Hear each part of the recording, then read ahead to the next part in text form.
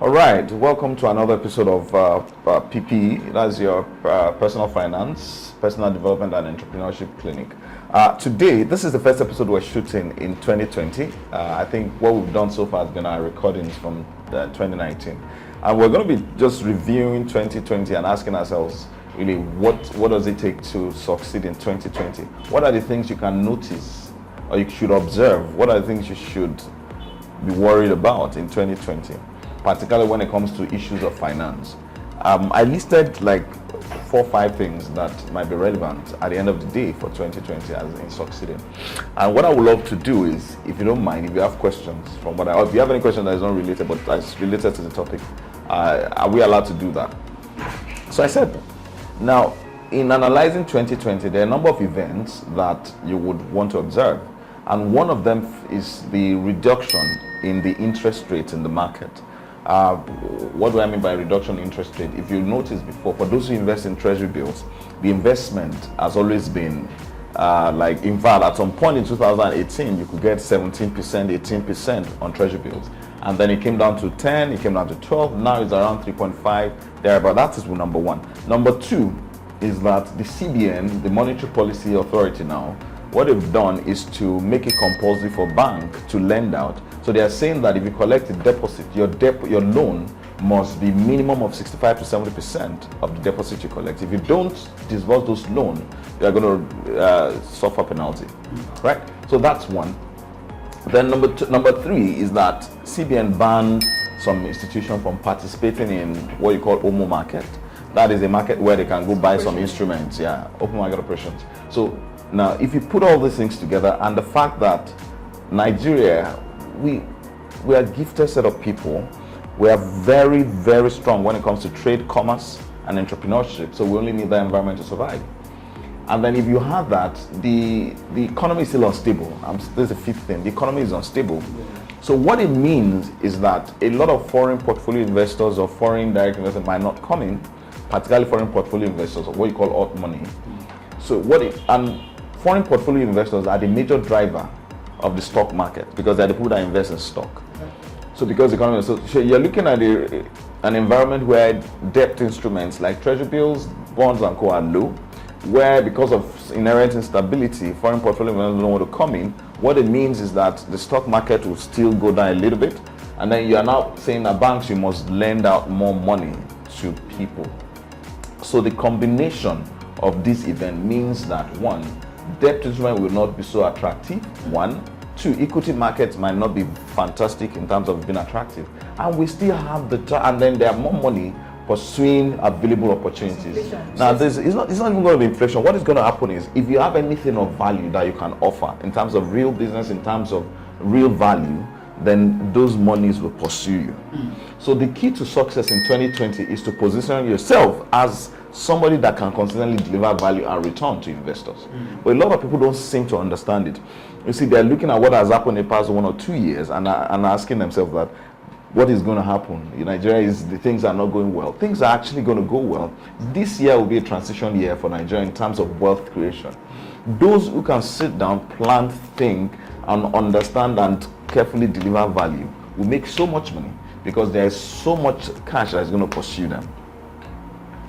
Now, it's like we've had it rough in the last 1-2 years, but it's like when you're stopping a trailer, even if you switch off the power, is it going to decelerate? Is it going to move further a little bit? It's those who understand that challenge, we're riding past this. And then the nature of life is this. Life is sinusoidal, as in it goes up and down. We've been down. The only place we can go is up. Yes, there's a likelihood there might be some level of devaluation, but it's not going to be significantly affecting the real economy. So now the question is, if you put all these facts together, what are those things you need to actually succeed in 2020? And that is what I'm going to start with value creation. Everybody who is interested in succeeding, whether here or those who are watching today, you need to ask yourself, what kind of value that can I create? What kind of business can I create? What kind of service can I offer? What kind of consulting can I do? How can I actually sit down and do more than I'm doing? If you're doing 2-3 lines of businesses, maybe you are supplying this and that, you need to keep asking yourself, how can I supply more? Or what extra can I have to it? And in this era, first of all, one of the areas that will actually boom will be real estate.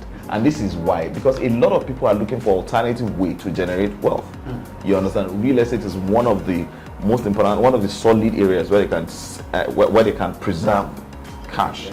So as more monies leave low interest debt instruments, a lot of them will flow to real estate. A lot of them will flow to those kind of assets.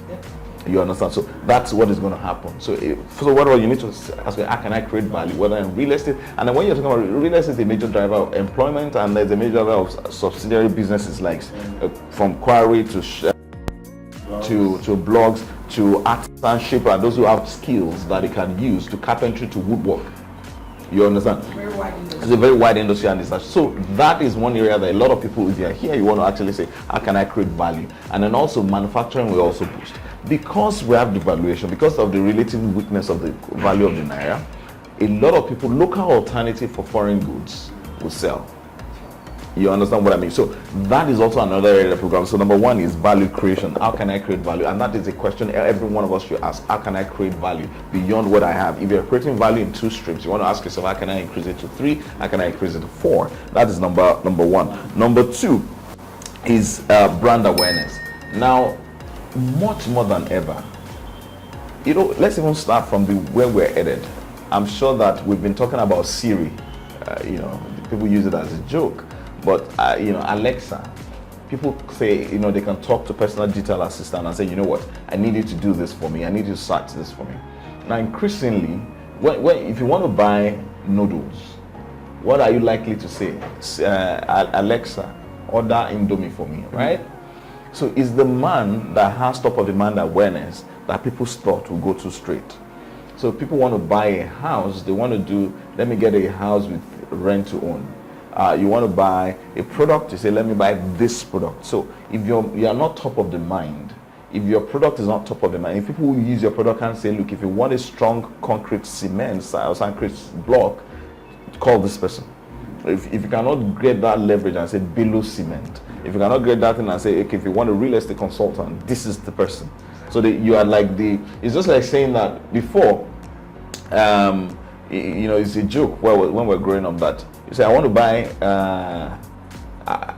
Omo, which type? Soft. I want to buy Indomie, which type? Mimi.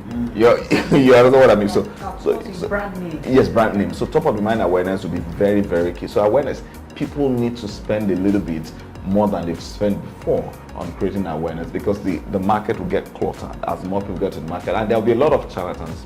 Is the guy that's able to differentiate himself that will actually excel in 2020. And then also I wrote networking. Much more than ever, you will need to actually get to the people will determine the height you will go. And that's going to be much more important this season, because there is people fear in the environment, insecurity and all. People are afraid of being duped. So it's people who know you are more likely to do business with you. So every entrepreneur in the market today needs to spend some amount of money in networking, in building network. So you don't want to sit down in your corner and say, look, I'm here, I'm doing my job. It's not going to be enough to do a good job. Yes, you need to do a good job, you need to get brand awareness, but you also need to get out and meet people. You need to find out where is your industry meeting, where can you meet them, where is your customer going, where can you meet them, who can you leverage on, who can you partner with, what can you do to actually increase your brand.